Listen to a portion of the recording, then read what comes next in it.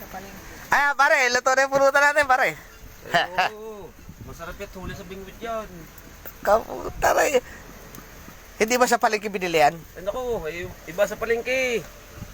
Sa palengke ilado na, hindi kagaya ng sariwa-sariwa. Puta, si Boss Rick eh. Ayan o, nasa dagat kami ha, tabing dagat yan o. May tent pa kami o, ayan o.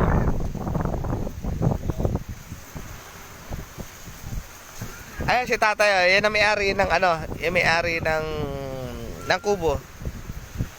Tapos ito yung mga bankero namin. Ito yung isang boss namin o.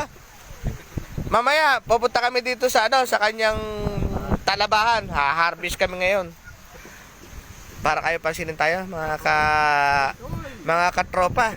Ayaw tayo pansinin. Mga bangka, oh.